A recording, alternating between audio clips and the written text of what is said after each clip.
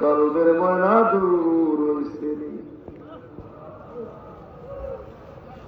আমার কলব নূর হইছে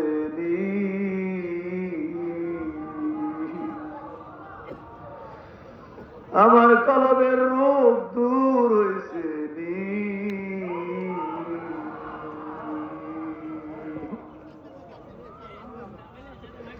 আমার অহংকার দূর হইছে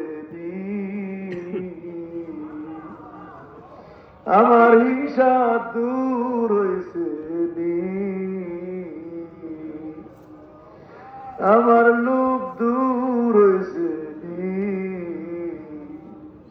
আমার কলবের রোগ দূর হইছে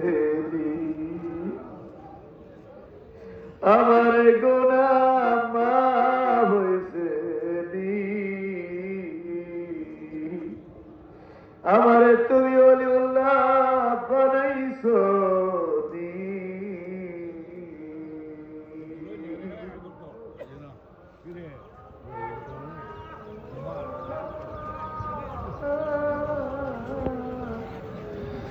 বলুন আলহামদুলিল্লাহ, বলুন আলহামদুলিল্লাহ।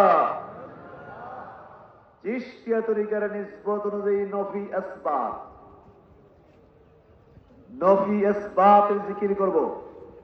মানে আমরা কলমা শরীফের জিকির করব।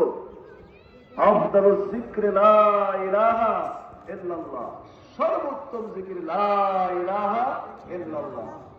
এই কলমা শরীফের জিকির এখন আমরা করব চিশতিয়া তরিকার নিসবত অনুযায়ী।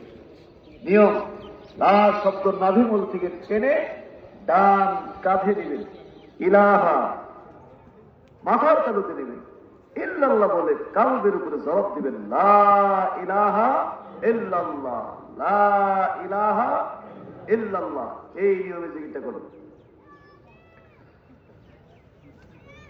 চক্ষু দুটো বন্ধ করেন, কালবে দিয়ে খেয়াল করে, খেয়ালটা যেন এদিক সেদিক যেতে না পারে।